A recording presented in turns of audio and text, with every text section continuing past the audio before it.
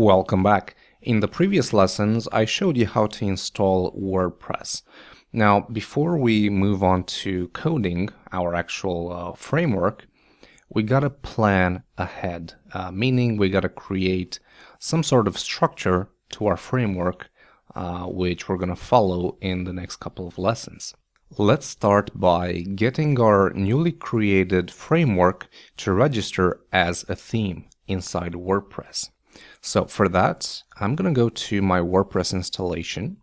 I'm going to go to WP Content, Themes, and I'm going to create a new folder called Alpha Framework. Now I'm going to drag this into a code editor, and I'm going to start writing the first files that are needed for a WordPress theme to register within WordPress.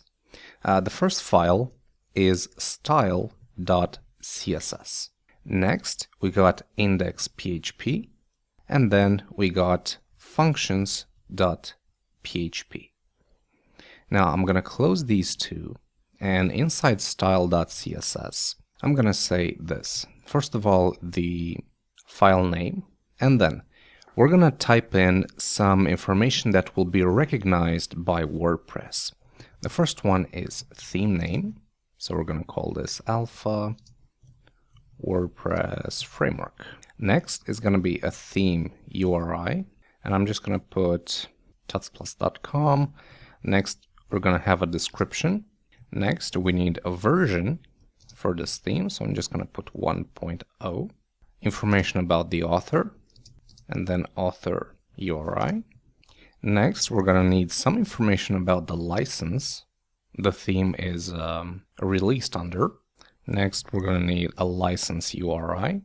And then we need to add some tags. And this will basically describe the theme by using some keywords. For example, 1 column, 2 columns, right sidebar, left sidebar, maybe add fluid layout since it's going to be a responsive theme, and then we can say custom menu. We also have featured images on posts. We also have support for post formats. Sticky post is also something that we can add to our framework, and we can also do translation ready.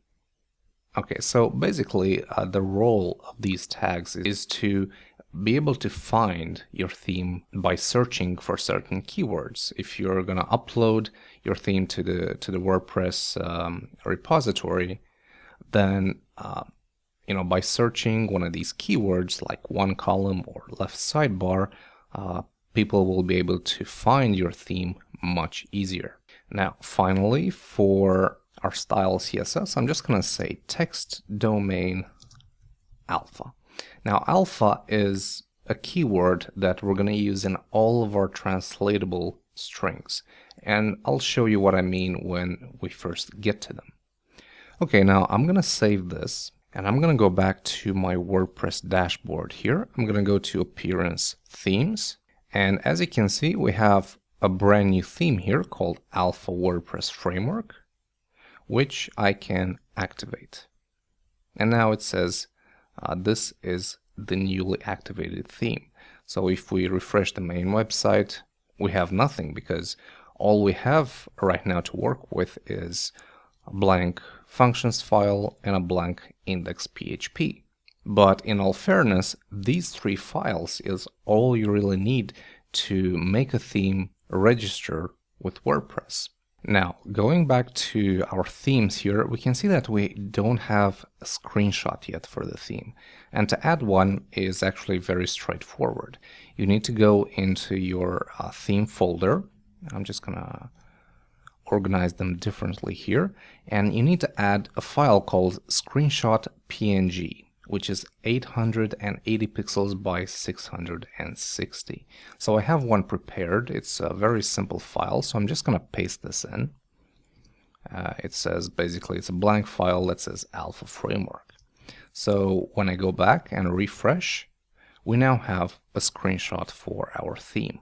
Alright, so now that we have everything set up, it's time to write that roadmap I was talking about, just so we know what files we need to write. So I'm gonna open a new file called, let's see, roadmap.md. So I'm gonna use Markdown, and I'm gonna say a list of files that need to be written. The first one is the functions PHP file. So I'm going to say functions.php. This is essential because it contains all of the necessary functions for your WordPress theme to work properly. Next up is going to be the index page, so index.php.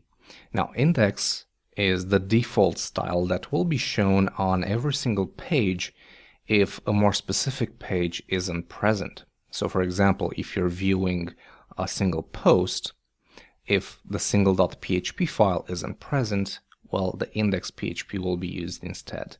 And right from the beginning, this file will be used to show the blog index. Next up, every single page will have two things in common.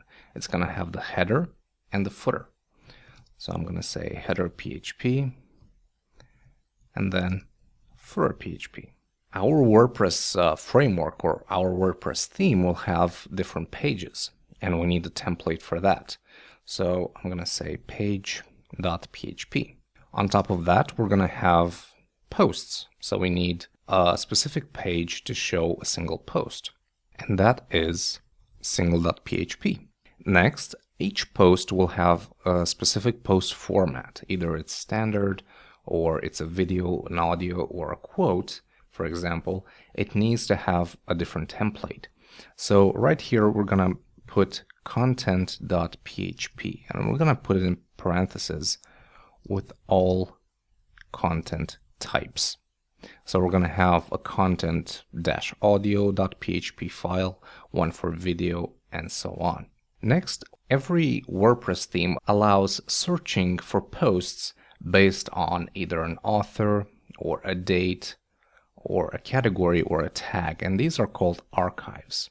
So I'm going to start with author archives, and then we're going to have the date archives, and then we're going to have the category and tag archives. These will be separate files, all of them. Next, we need a 404 page for displaying the 404 error. So 404.php. Finally, we're going to have some additional templates like full width template, like contact template. So we're building a contact page. And then our theme must have some widgets. And I'm just going to build a very simple widget. So widgets. And based on that, you'll be able to create your own. Finally, we're going to add some CSS in the mix. So basically, this is the roadmap, the list of files that we're going to need to create in order to have a functional framework. So with this done, let's move on to the very first file we got to write, which is the functions.php. That's coming up in the next lesson.